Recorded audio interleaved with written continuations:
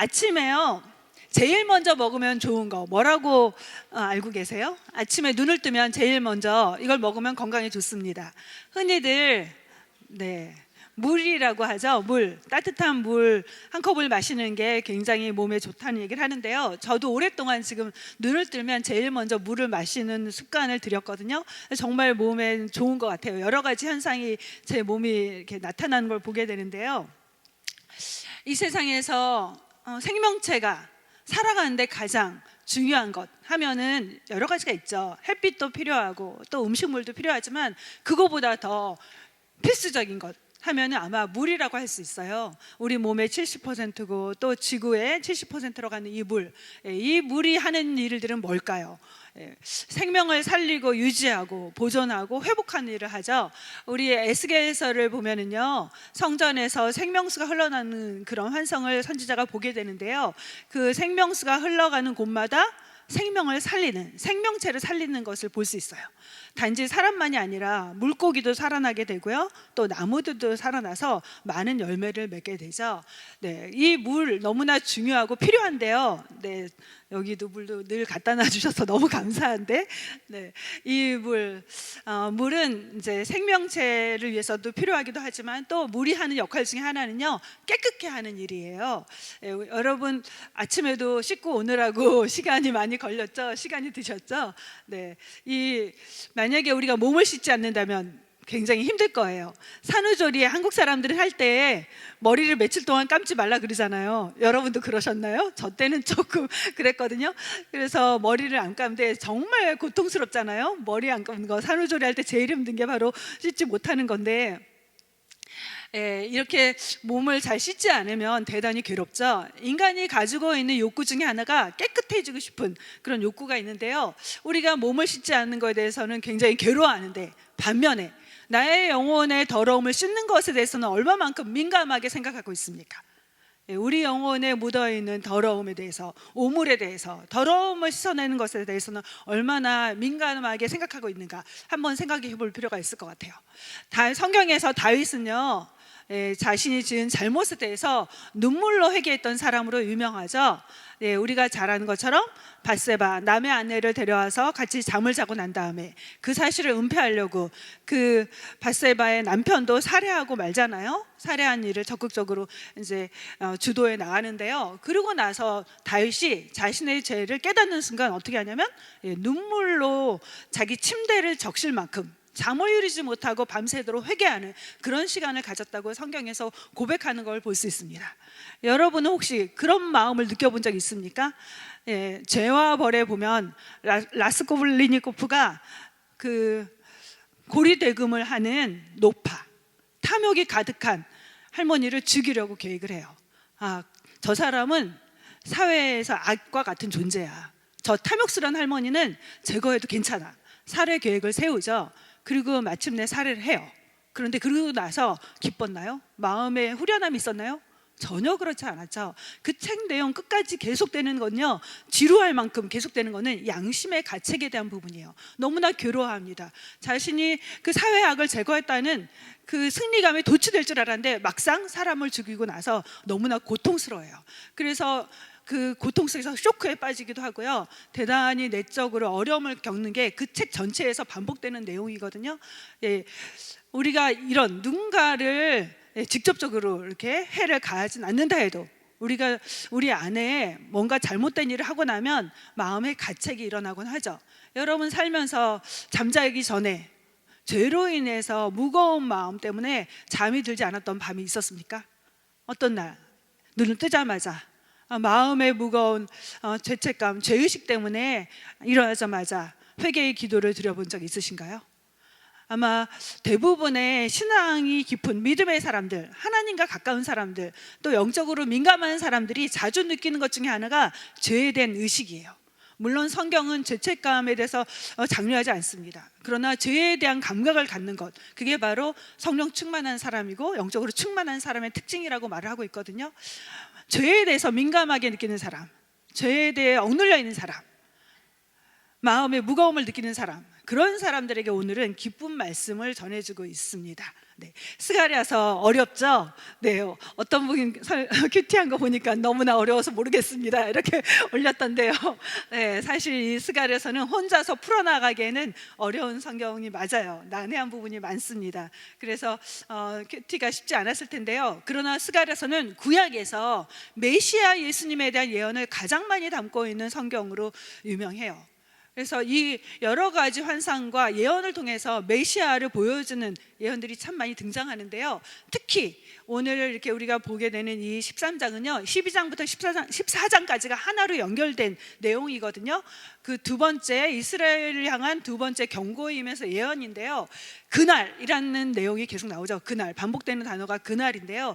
그날은 예수님께서 이 땅에 처음 오셨던 초림 때부터 다시 오실 재림 때까지의 시간을 말합니다.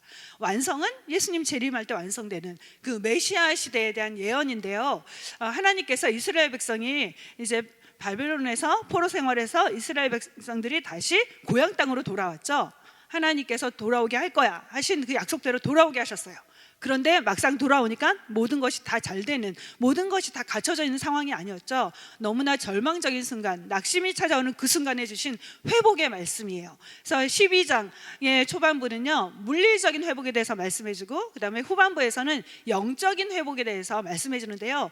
하나님이 이제 돌아오게 하는 하나님의 백성들을 다시금 은총 안에서 보호해 주시고, 그리고 그들을 지켜주시고 그들 가운데 승리를 주실 거야. 너희의 삶 가운데 계속해서 고통스러운 현실 가운데 하나님이 남겨둘 거야 하는 게 아니라 더 이상 너희가 고통 속에 있지 않게 할 거야 라는 하나님의 회복의 메시지와 더불어서 너희가 그 승리를 누리려면 필요한 게 있어. 하나님이 제공하시는 승리를 경험하기 위해서 필요한 것, 회개죠. 회개의 영을 부어주실 거다. 그리고 회개하는 자에게 하나님이 선물을 줄 거야. 그 선물 같은 게 바로 오늘 13장의 말씀이에요. 그 선물은 뭘까요? 네, 우리 13장 1절 말씀 같이 읽겠습니다. 그날에 죄와 더러움을 씻는 셈이 다윗의 족속과 예루살렘 주민을 위하여 열리리라. 예, 그날, 아까 얘기했죠. 메시아의 날에 어떤 새로운 셈이 열리게 될 거야 라고 말씀하고 있죠. 회개하고 돌아온 자에게 베푸시는 하나님의 선물, 용서의 셈이 열릴 거라고 말씀해주고 있는데요. 여러분, 샘물 하면 뭐가 떠오르세요? 저는 이 샘물이 느낌이 와닿지가 않아서 워터 파운틴, 우리 그 정도밖에 생각이 안 나죠. 샘에서 이미지를 생각해 보니까 어릴 때 우리 노래 불렀던 거, 깊은 산속 옹달샘 누가 와서 먹나요? 예, 그게 떠오르더라고요. 네, 깊은 산 속에 있는 샘, 그래서 이제 토끼가 가서 먹고 왔다는 그 신선한 물을 주는 샘이 떠올랐는데요. 샘이라는 건요, 사실은 오늘날 우리는 물을 공급받기 위해서 이제 수돗물이나 그다음 정화된 물을 사서 먹는데요. 과거에는 생존을 위해 필요한 그 물을 어디서 얻느냐면 샘물에서 얻곤 했어요. 그리고 그 샘물이 흘러서 이루어지는 게 바로 강이죠. 그래서 문명은 대부분 강 중심으로 이루어졌는데요. 그 강의 발원지가 바로 근원지가 바로 샘일 경우가 많습니다. 그래서 샘물은 이 비나 눈이 내리면 이 땅 밑에 지하에 물이 고이게 되는데요. 압력 차이 때문에 지하에 있던 물이 바깥으로 솟아나는 게 바로 샘물이에요. 그래서 이 샘물을 길어 올리기 위해서 수고롭게 퍼올리지 않아도 되고요. 자연스럽게 솟아나니까 솟아나는 물을 그냥 받아서 먹기만 하면 되는데요. 그날에 더러움과 죄를 씻는 샘이 열리리라 이렇게 말씀하시는 건 하나님이 죄를 씻어주는 샘물을 제공하실 것, 메시아 시대에 제공하실 것을 약속하시는 거죠. 그래서 용서의 샘물, 예수 그리스도께서 십자가의 죽으심으로 인해서 흘리신 그 피를 통해서 인류가 깨끗게 되는 그 샘물을 제공해 주실 것을 말씀해 주는 것을 볼 수 있습니다. 구약에서는요, 하나님을 위해 섬겼던 사람들, 레위인들을 성결하게 하는 그런 의식들을 치른 걸 볼 수 있는데요. 그 깨끗게 하는 과정에서 하는 일이 뭐냐면요, 물을 뿌리는 거예요. 속죄의 물을 뿌려서 그들을 정결하게 하는데요. 레위기 8장에 나오죠. 그들을 깨끗하게 하려면 죄 없는 물을 그들에게 뿌려야 된다 이렇게 말하는데요. 이 물을 속죄의 물이라고 하거든요. 이 속죄의 물이 의미하는 건 바로 예수님이 십자가에서 흘리신 보혈을 상징하고요. 바로 이 본문에서는 샘물로 표현되고 있는 거죠. 우리 찬송가 잘 알죠? 샘물과 같은 보혈은 임마누엘 피로다. 그 샘에 씻으면 정결케 되겠네. 그 찬송 잘 알죠? 바로 이 말씀을 바탕으로 한 찬송인 거죠. 우리를 깨끗게 하는 거, 예수님의 십자가의 보혈이고요. 또 성경에서 성령이 우리를 깨끗게 하십니다. 또 우리를 깨끗게 하는 거, 진리의 말씀이 우리 영혼을 씻어서 깨끗게 한다고 했는데요. 오늘 말씀은 전체적으로 바로 예수님의 십자가 보혈을 가리키는 걸 볼 수 있어요. 네, 이 9절에서 1절에서 동사 열일이라는 동사가 나오는데요. 열일이라는 동사는 계속되는 동사를 말해요. 한 번 열리고 닫히는 샘물이 아니라 계속해서 끊임없이 지속적으로 열려있는 상태를 보여주는데요. 예수님이 십자가에서 흘리신 그 보혈의 피는 한 번 흘리고 그래서 과거의 사건으로 끝나는 게 아니라 계속해서 그 보혈은 지금도 효력을 가지고 역사하고 있다는 거죠. 계속해서 열려진 상태로 그것을 찾아 나오는 모든 자들에게 죄사함을 주는 용서의 샘물로서 기능할 수 있다는 거예요. 그래서 십자가 사건하고 연결해 보면요, 십자가 사건은 2000년 전에 이루어진 사건이죠. 2000년 전에 이루어진 사건으로 그러나 끝난 것이 아니라는 거예요. 2000년 전이지만 지금도, 오늘도, 2000년이 지난 지금까지도, 그리고 내일도 모레도 계속해서 미래에도 십자가의 그 보혈의 은총은, 용서의 샘은 열려져 있는 것을 말해주고 있어요. 십자가의 사건, 지금도 우리에게 죄를 깨끗게 하는 효력을 가지고 그 우리의 죄를 깨끗하게 하기 위해서 그 앞에 나가기만 하면 우리를 용서하는 샘으로 역사할 것을 말해주고 있습니다. 또 여기에서 나오는 샘이 열리리라라는 동사는요, 수동태 형태인데요. 샘은 스스로 열 수 없죠. 샘을 열어주시는 분이 계시는데 바로 하나님이라는 거예요. 이 그날에 이루어질 사건들의 전체적인 주어가 누구냐면요, 하나님이에요.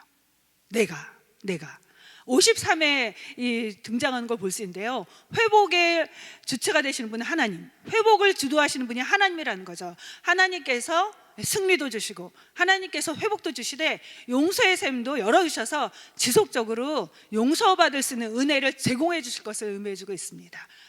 아담이 죄를 지은 이후부터 하나님은 계속해서 죄 사함 받을 수 있는 길을 계획하시고 준비하셨고, 그 마침내 예수님을 보내셔서 죄 용서의 샘을 열어주시고, 그리고 계속해서 그 샘에 찾아 나오기만 하면 용서받게 해주시는 분이라는 거죠. 이 첫 번째 메시지는 바로 이 죄를 용서하시는 하나님인데요. 그래서 우리는 용서의 샘이 열려졌기 때문에 그 샘에 나가기만 하면 언제나 깨끗함을 얻을 수 있다가 바로 우리에게 주는 메시지입니다. 이 샘은요, 이 본문에서 보면 사실은 예루살렘 주민을 위한 샘이라고 말하고 있어요. 이스라엘 백성만을 위한 용서의 샘일까? 성경이 말한 건 모두를 위한 샘이다라고 말해주는 걸 볼 수 있습니다. 모든 자들을 위해서 열려진 샘이다라고 말하는데요, 예수님을 메시아로 받아들인 자, 그 앞에 회개하는 모든 자에게 하나님은 죄 용서의 샘물을 받아 마실 수 있도록 은혜를 베풀어 주신다는 거죠. 지금 시대는요, 죄 용서받을 수 있는 샘물이 열려져 있는 축복된 시대예요. 지금은 예수님이 제공해 주시는 샘물을 누구나 원하기만 한다면 받아 마실 수 있는 그런 시대에 살고 있습니다. 그 샘물을 받아 먹기 위해서 필요한 것은 단 한 가지예요. 샘물을 얻기 위해서 많은 일을 하지 않아도 됩니다. 샘물을 위해서 선한 일을 하지 않아도 돼요. 큰 돈을 내지 않아도 됩니다. 단 한 가지만 하면 돼요. 그 샘물 앞으로 나아가기만 하면 됩니다. 그런데 기억하세요. 이 샘물은요, 언제나 열려져 있지 않다는 거예요. 샘물이 닫히는 순간이 온다는 겁니다. 샘물을 얻지 못하는 순간이 올 수 있다는 거예요. 그래서 지금 샘물이 열려져 있는 시간에 나아오라는 거죠. 죄의 용서를 위해서 내 인생의 마음에 무거운 죄책을 지고 살기 때문에 그걸로 인해서 고통당한 자도 나오고, 또 때로는 그것만이 아니라 내가 알지 못하는 내 마음의 공허함 때문에 목마름을 갖고 있는 자에게도 주님은 나아오라고 초대하고 계세요. 네가 갖고 있는 죄의 무게 때문이든 혹은 네 인생의 공고함 때문이든 살면서 느끼는 어려움, 여러 가지 종류의 어려움들이 있잖아요. 인생의 공허함도 느끼고 결핍도 느끼고 여러 가지 고통 속에서 목마름을 느끼든 상관없다. 모두 다 주님은 그 샘물로 나오라고 초청하고 계십니다. 이 샘은요, 돈을 내지 않아도 돼요. 값을 내지 않아도 자유롭게 마실 수 있습니다. 이 사실은 이게 값싼 물이기 때문이 아니라 우리 물 중에 생수, 비싼 물 뭐죠? 잘 못 사 먹는 물 중에 하나, 피지라고 써있는 물은 상당히 비싸죠. 저도 딱 한 번 실수로 사 먹은 적 있는데요, 네, 그 이후로는 한 번도 안 샀습니다. 그렇게 비싼지 몰랐는데요. 네, 그런데 이 주님이 주시는 샘물은요, 그거랑 비교할 수 없어요. 인간이 가지고 있는 모든 재산을 다 들여도 살 수 없는 샘이에요. 그래서 주님은 우리에게 무료로, 선물로, 은혜로 제공해 주십니다. 그래서 이 샘물을 얻기 위해서 나오기만 하면 누구든 이 샘물을 얻을 수 있어요. 또 이 샘물은요, 한 번 마시면, 물은 마시면 어떻죠? 다시 목마름이 생기잖아요. 그런데 이 물은요, 영원토록 우리 안에서 솟아나기 때문에 더 이상 필요하지 않습니다. 한 번 마시면 그걸로 영혼의 목마름, 인생의 목마름이 해결되는, 그리고 더 나아가 우리의 마음과 영혼까지도 촉촉히 적셔주고 만족시켜주는 그런 물인데요. 네, 예수님께서 우물가에서 만난, 물이 필요해서 물을 기르러 온 여인에게 하신 말씀, 유명한 말씀이 있죠. 4장 14절 말씀인데요, 같이 읽겠습니다. 내가 주는 물을 마시는 자는 영원히 목마르지 아니하리니 내가 주는 물은 그 속에서 영생하도록 솟아나는 샘물이 되리라. 네, 예수님이 주시는 물은요, 영원한 생명의 물이에요.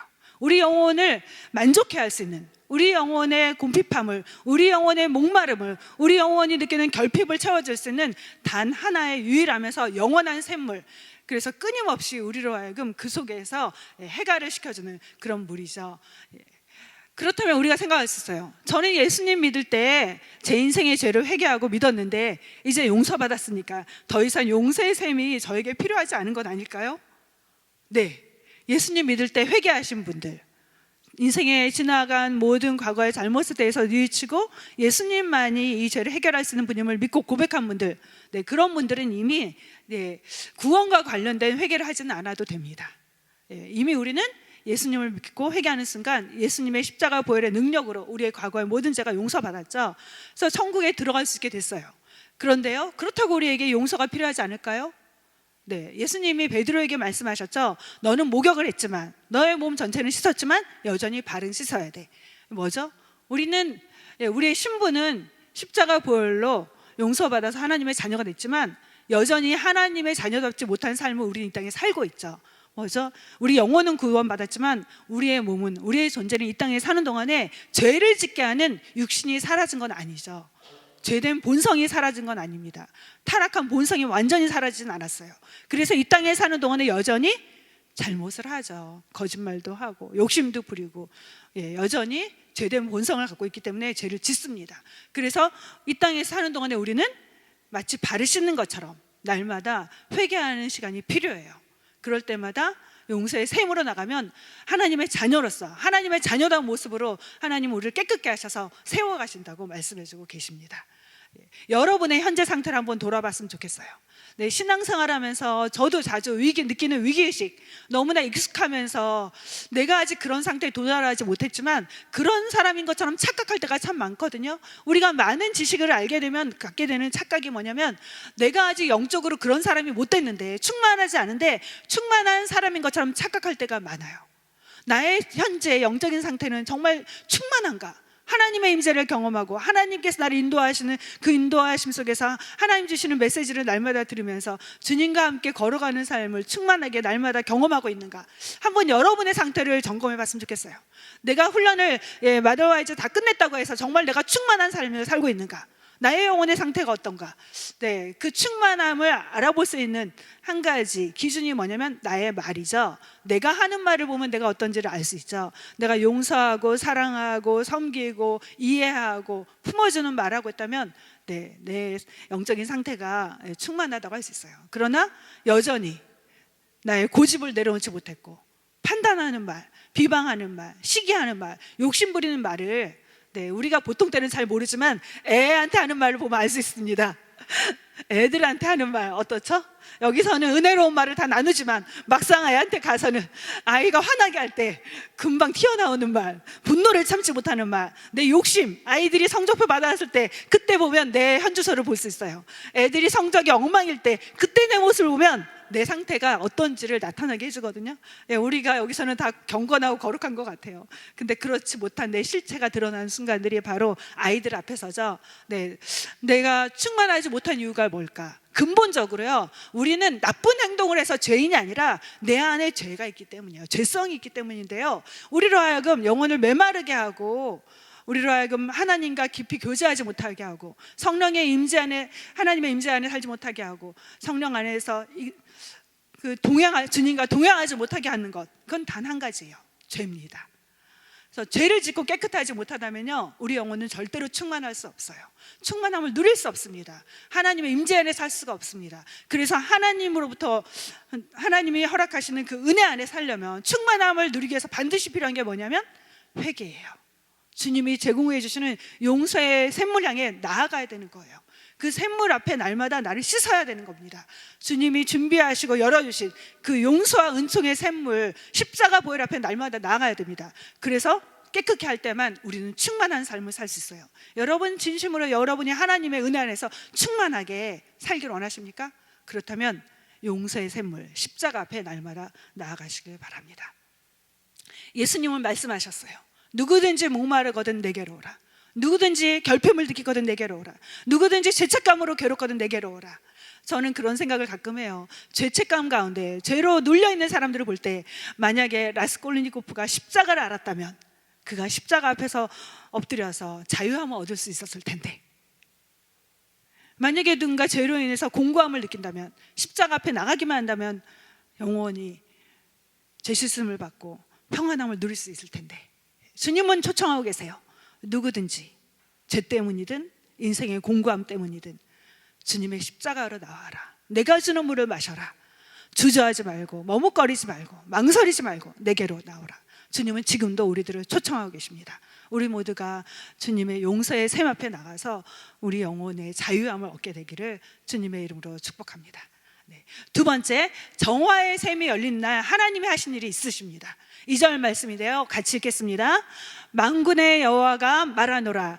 그날에 내가 우상의 이름을 이 땅에서 끊어서 기억도 되지 못하게 할 것이며, 거짓 선지자와 더러운 귀신을 이 땅에서 떠나게 할 것이라. 네.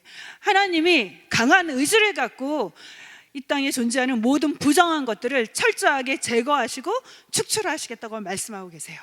예. 성경의 하나님은요, 회개하는 죄에 대해서는 덮어주시고 또 용서하시는 분이지만, 회개하지 않는 죄에 대해서는요, 부정한 것들, 우상과 악에 대해서는요, 뿌리를 뽑아주시는 분, 하나님은 제거하시는 분으로 나오고 있습니다.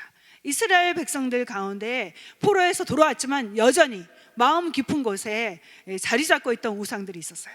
하나님은 그것마저도 깊이 숨겨져 있는, 뿌리 깊게 감춰져 있는 죄도 들춰내시고 없애겠다.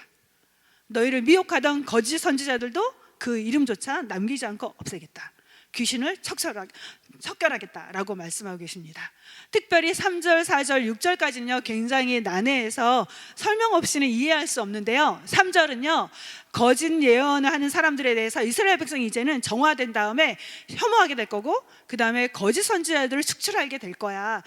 이스라엘 백성들이 강한 의지를 보여주는 사례인데요, 3절 말씀 같이 읽겠습니다. 사람이 아직도 예언할 것 같으면 그 낳은 부모가 그에게 이르기를 내가 여호와의 이름을 빙자하여 거짓말을 하니 살지 못하리라 하고, 그 낳은 부모가 그가 예언할 때에 칼로 그를 찌르리라.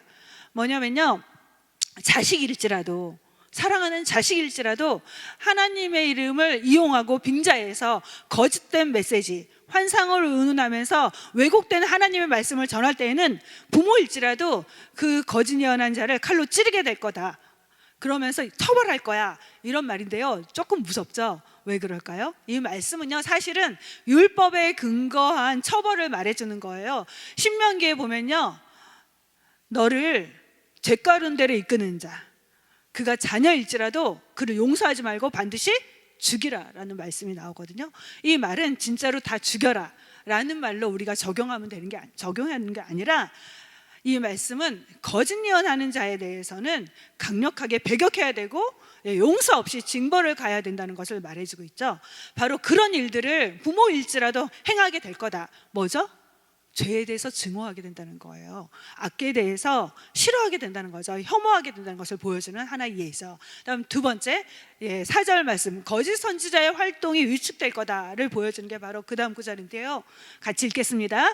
그날에 선지자들이 예언할 때 그 환상을 갖기 부끄러워할 것이며 사람을 속이려고 털옷도 입지 아니할 것이며 말하기를 나는 선지자가 아니요 나는 농부라, 나는 어려서부터 사람의 종이 되었노라 할 것이요. 뭐죠? 거짓 선지자가 예언하는 것들을 이제는 그때가 되면은 부끄러워하게 될 거다. 그래서 보통 선지자들이 입었던 옷이 털옷이었거든요. 엘리야 선지자도 거친 옷, 그 짐승의 그 껍질을 그냥 그대로 입었거든요. 잘 만들어지지 않은 거친 털옷을 입고 다녔는데요. 그래서 털옷하면 선지자의 복장으로 여겨졌어요, 일반적으로. 그런데 거짓 선지자들이 이제는 심판받고 처벌받을 것을 두려워해서 나는 선지자가 아니에요 그러면서 털옷도 입지 않고, 그리고 나는 그저 평범한 사람입니다, 나는 사람의 종, 그저 머슴살이로 살아왔습니다 라면서 궁색한 변명을 하게 될 거다라는 것을 말해주고 있죠. 그리고 세 번째는요, 6절에 나오는데요, 우상 숭배자들이 자신의 정체를 숨기는 거짓된 변명을 하게 될 거다라는 말씀인데요. 같이 읽겠습니다. 내 두 팔 사이에 있는 상처는 어찌 됨이냐 하면 대답하기를 이는 나의 친구의 집에서 받은 상처라 하리라. 여기서 두 팔 사이에 상처라는 건요, 보통 우상 숭배했던 사람들이 우상을 숭배하는 의식에서 자기 몸을 가해했던 일을 했거든요. 바로 그 가해할 때 생긴 상처를 말해요. 그러니까 우상의 진노를 잠재우기 위해서 혹은 신과의 접촉을 위해서 사람들이 그런 환각 상태를 경험하기 위해서 가해하는 일들을 하곤 했어요. 엘리야가 그 바알과 아세라의 선지자와 함께 그 갈멜산에서 대결할 때 우상 숭배자들이 바로 자기를 가해하곤 했죠. 바로 그런 우상 숭배하면서 섬기는 그런 흔적들인데요, 그런 우상 숭배자들이 이제는 변명하는 거예요. 궁색한 변명, 혹은 자기를 숨기는 그런 변명하죠. 나는 우상 숭배하지 않았어요, 그거 그냥 친구 집에 갔다가 친구가 밀어서 다친 상처예요, 이렇게 변명하게 될 거라는 거. 이 말씀이 가리키는 메시지는 뭐냐면요, 거짓이 발붙일 수 없는 상황이 될 거야. 마지막 때는 하나님께서 정화시키는 그때는 죄를 정화시키고 우상도 없애버리고 우상도 제거하실 거고 모든 더러운 귀신의 영을 다 축출할 거야. 그래서 진리에 입각해 살아가는 상황이 될 거야를 보여주는 내용, 사례들이 이제 나온 거고요. 이 말씀을 통해서 우리에게 주시는 건 뭐냐면, 하나님은 더러움과 우상들, 거짓을 반드시 제거하기를 원하시는 분, 그래서 진리로 가득한 세상을 만들어 가시는 분. 우리 안에 적용할 건 뭐냐면, 우리 안에, 내 안에 혹시 숨겨놓은 우상이 있지는 않은가? 하나님을 섬긴다고 했지만 내 마음 깊은 곳에 감춰놓은 우상이 있지는 않은가? 하나님은 그런 우상을 제거하시길 원하신다는 거죠. 내 안에 아직도 여전히 위선적인 신앙생활을 하고 있는 부분이 있지는 않은가?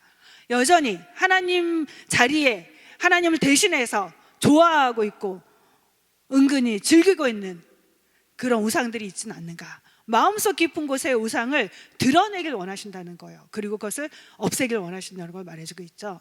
나를 하나님보다 더 귀하게 여기는 나의 자아의 우상, 물질을 사랑하는 그런 우상들을 하나님 제거하기 원하십니다. 여전히 하나님을 섬긴다고 했지만 세상도 좋아하고 있고 세상을 향한 미련을 갖고 있는 것, 세상을 향해서 여전히 눈길을 두고 있는 것들 하나님 제거하기 원하신다는 거예요. 나의 행복과 나의 만족을 위해 살고 싶어하는 것, 하나님보다, 하나님의 영광보다 나의 만족을 추구한다면, 이 세상에서 하나님보다 내 행복을 더 추구하고 있다면, 이 땅에서 하나님보다 나의 즐거움을 향해서 쫓아가고 달려가고 있다면, 안락한 삶이 하나님을 섬기는 것보다 더 귀중하게 나에게 여겨지고 있다면 그것들이 우상이라는 거죠. 하나님은 그것을 우리 안에 저 깊은 곳에 숨겨놓은 그 우상들을 파헤쳐서 들춰내서 부수길 원하십니다. 내가 부수지 않으면 우리 가정은 우상으로 가득 찰 수 있어요. 우리 자녀와 우리 남편을 살리기 위해서, 우리 자녀들이 하나님보다 사랑하는 우상을 갖지 않도록 하기 위해서 우리가 해야 될 거, 내가 먼저 우상을 부숴야 됩니다. 그럴 때 우리 가정이 정화되고 정결케 될 수 있습니다. 네. 정결케 하는 근거가 7절 말씀에 나오는데요, 우리 같이 7절 말씀 읽겠습니다. 만군의 여호와가 말하노라. 가라, 깨어서 내 목자 내 짝된 자를 치라. 목자를 치면 양이 흩어지려니와 작은 자들 위에는 내가 내 손을 들이우리라. 네. 하나님께서 열어주신 샘물이 예수 그리스도의 보혈인 것을 드러내는 말씀인데요, 하나님께서 명령하시죠. 칼을 향해 명령하세요. 칼이 목자를 치도록, 칼이 짝을 치도록. 이 짝이란 누굴까? 목자는 누굴까? 이 목자는 바로 내 짝된 자, 바로 하나님과 가장 가까우신 분, 예수 그리스도를 말하고 있죠. 하나님은 예수 그리스도를 십자가에서 못에 찔리고 창에 찔리게 하셨어요. 그 일을 하신 분이 하나님이에요. 우리가 한 것 같지만 하나님의 주권 속에서 일어나는 일이죠. 왜? 그분이 피 흘리셔야 용서의 샘이 열리기 때문이죠. 바로 정결함을 얻게 하는 근거는 예수께서 십자가에서 흘린 희생과 고난과 죽음 때문이었다라는 것을 보여주고 있습니다. 하나님은 예수님을 통해서 구속을 계획하시고 또 준비하셨는데, 그 준비하신 하나님이 결국 십자가를 통해서 성취하셨음을 보여주는 말씀인데요, 이 목자, 예수님은 고난받게 하시지만 하나님은 그의 양떼는 돌보시는 것을 이 말씀을 통해 알려주고 계세요. 그러면서 8절 9절은요 하나님이 백성을 깨끗게 하는 방법에 대해서 소개해 주는데요, 8절 9절 말씀 읽겠습니다. 여호와가 말하노라, 이 온 땅에서 3분의 2는 멸망하고 3분의 1은 거기 남으리니 내가 그 3분의 1을 불 가운데에 던져 은같이 연단하며 금같이 시험할 것이라. 이 말씀은 하나님께서 마지막 때에 심판하시지만 심판 가운데 3분의 1의 사람들은 남겨둘 것을 말씀해 주고요, 그 남겨둔 자들을 향해서 하나님이 정화시킬 건데, 깨끗게 하실 건데 어떤 방법으로? 불의 연단을 통해서 깨끗게 할 거다라고 말씀해 주고 있습니다. 연단, 네, 우리 자주 들어봤죠? 샤라프라는 히브리어인데요, 불로 금속을 재련하는 것, 정련하는 것을 말해요. 불 속에서 그 금속의 더러운 것들, 불순한 것들을 순수하게 만들기 위해서 태우는 과정을 말해주는데요, 네, 그 광석이 있으면 그 안에서 금을 꺼내려면 불에 넣었다가 또 뺐다가 또 차가운 물에 담갔다가 또 불에 넣었다가 또 차가운 물에 담갔다가 그러면서 금만이 남게 되거든요. 그런 것처럼 금속에 있는 불순한 것들을 제거하는 과정이 바로 연단의 과정인데요, 하나님은 왜 남겨진 자들을 그런 뜨거운 불에 들어가게 하실까? 뜨거운 불 같은 고난과 연단의 시간을 겪게 하실까? 네, 하나님이 연단을 겪게 하신 이유는요, 진짜와 가짜를 구분하기 위함이에요. 어떤 금 세공사가 제자에게 물었다고 해요. 진짜 금과 가짜 금을 너 구별할 수 있니? 물어봤다고 해요. 그러자 제자가 대답을 못했답니다. 아무 대답을 못하자 이 스승이 대답했어요. 불에 넣어보면 알 수 있어. 가짜 금은 불에 넣으면 다 타버려. 그러나 진짜 금은 그 불 속 안에서 더 빛난단다. 네, 하나님이 우리를 때로는 생각지 못했던 어려움들, 예수님을 믿고 있는데 사랑하는 자녀라고 했지만 여전히 건강에 문제가 있게 하시고, 때로는 경제적인 문제가 있게 하시고, 때로는 자녀의 문제를 우리에게 허용하신 이유, 우리를 연단하기 위함이죠. 우리 안에 있는 가짜 믿음 태우시고 우리 안에 있는 점과 같은 믿음을 세우기 위해서죠. 네, 그래서 그 불을, 연단의 불을 우리에게 통과하게 하신 이유, 두 번째는 불순물을 제거하기 위함이다. 불을 통해 금속 안에 있는 더러운 것들이 태워지고 순도 높은 금이 남게 되는 것처럼 우리 안에 세상을 향했던 모든 더러운 것들을 태우기 위해서, 우리 안에 우상을 태우기 위해서, 또 우리 안에 있는 욕망, 하나님 싫어하는 죄된 욕망을 태우기 위해서 우리를 연단시키신 걸 볼 수 있습니다. 세 번째, 하나님이 불을 통과하게 하시는 이유는요, 하나님과의 관계를 더 깊게, 가깝게, 친밀하게 하기 위함이죠. 하나님의 사람으로 만들어가기 위함입니다. 9절 말씀 같이 읽겠습니다. 그들이 내 이름을 부르리니 내가 들을 것이며 나는 말하기를 이는 내 백성이라 할 것이요 그들은 말하기를 여호와는 내 하나님이시리라 하리라. 네, 우리는요 자주 편할 때 어떤 일을 하냐면요, 하나님을 계속 모든 것이 잘 될 때 집중해서 바라보면 좋으련만, 우리는 모든 것이 잘 될 때 너무나 안타깝게도 자주자주 한눈을 팔는 그런 존재예요. 아무 문제가 없으면 하나님을 정말 잘 섬길 것 같으세요? 모든 게 다 잘 돼간다면, 정말 평생 쓰고도 남을 쌓아놓고도 부족할 만큼 많은 물질을 갖고 있다면 여러분 여기 와 계실 것 같으십니까? 뭐 할 것 같으세요? 너무나 할 일이 많은데 전 세계 일주를 해도 남을 만큼 그렇게 물질이 많다면 세계 여행을 해야지 여기 와 있겠습니까? 즐거운 게 너무나 많은데 우리는 아무런 어려움이 없다면요, 우리의 시선을 하나님께 집중하지 못하는 그런 죄된 본성이 있어요. 그래서 하나님은 세상을 향해, 다른 것을 향해 한눈 팔던 우리의 눈을 하나님께 집중하도록 때로는 예상하지 못했던 뜨거운 불 상태에 우리를 던져넣기도 하십니다. 그래서 그 순간에 깨닫죠. 나를 이 순간에 건져주실 수 있는 것은 아무것도 없구나. 물질이 나를 건져줄 수 없구나. 이 순간에 나를 지켜줄 수 있는 것은 다른 아무것도 없구나. 그 뜨거운 불 속에서 비로소 깨닫기 시작해요. 그리고 나를 지켜주고 보호해주고 안전하게 인도할 수 있는 분 하나님밖에 없음을 그 순간에 알게 되죠. 그 뜨거운 불 속에서 비로소 기도하지 않던 사람들이 기도하죠. 하나님의 이름을 부르게 돼요. 그리고 그 순간을 통해서 하나님을 의지하는 법을 알게 됩니다. 그리고 그 가운데서도 여전히 나를 상하지 않게 하는 하나님의 불, 나를 다치지 않게 하는 하나님의 불. 하나님의 불은요, 절대로 우리를 죽이지 않거든요. 절대로 우리를 망하게 하지 않거든요. 그 순간에도 지켜주시기 때문이죠. 더러운 것만 태우는 불이거든요. 그래서 그 순간을 통해서 우리는 비로소 하나님 사랑을 더 절절하게 알게 되고 하나님을 사랑하는 하나님의 사람이 되어갑니다. 기억하세요. 연단의 불은 우리를 절대로 망하게 하지 않는다는 거. 우리를 단지 깨끗게 하고 거룩하게 하고 하나님의 사람으로 만들어 간다는 거. 거룩, 죄와 분리된 상태를 말하죠. 죄가 끊어지는 그런 거룩의 사람이 되려면요, 연단의 불을 통과해야지만 하나님의 사람이 될 수 있습니다. 지금 혹시 여러분 연단의 과정 가운데 계시나요? 생각하지 못했던 어려움을 겪고 계신 분들 계십니까? 건강이 무너져서, 또 생각하지 못했던 경제적인 문제 때문에, 또 아이들이 속썩여서 어려움 겪는 분 계십니까? 알지 못했던 인생의 위기가 있는 분들 계십니까? 기억하세요. 이 불은 우리를 절대로 죽게 하지 않아요. 이 불은 절대로 우리를 망가뜨리지 않습니다. 단지 내 안의 더러움을, 내 안의 죄를, 내 안에 숨겨둔 우성을 태우는 시간, 정화시키는 순간이에요. 이 연단의 과정이 마치면 하나님께서 인정하실 만한 정금과 같은 믿음이 될 겁니다.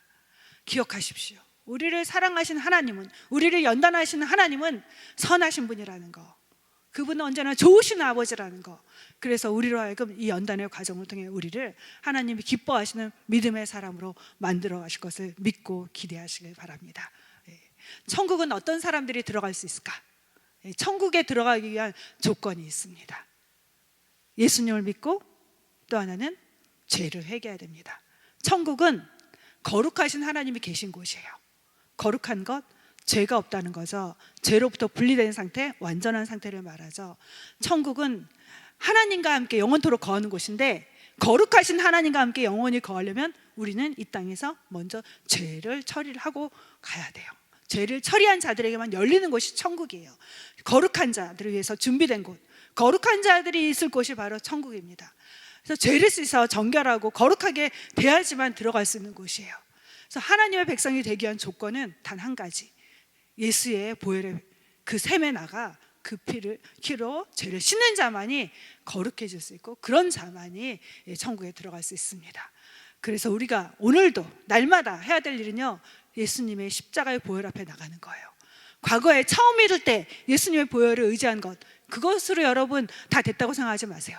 십자가의 보혈은 처음 믿을 때뿐만이 아니라 오늘도 필요합니다. 오늘도 그 샘물은 우리에게 필요합니다. 오늘도 그 샘물에 우린 나가서 우리 영혼을 깨끗게 해야 됩니다. 그럴 때 하나님이 기뻐하시는 거룩한 삶을 살 수 있습니다. 그럴 때 우리가 비로소 거룩함의 능력을 가지고 용서가 필요한 자들을 주께로 인도하는 삶을 살 수 있게 될 것입니다. 우리 같이 기도하겠습니다.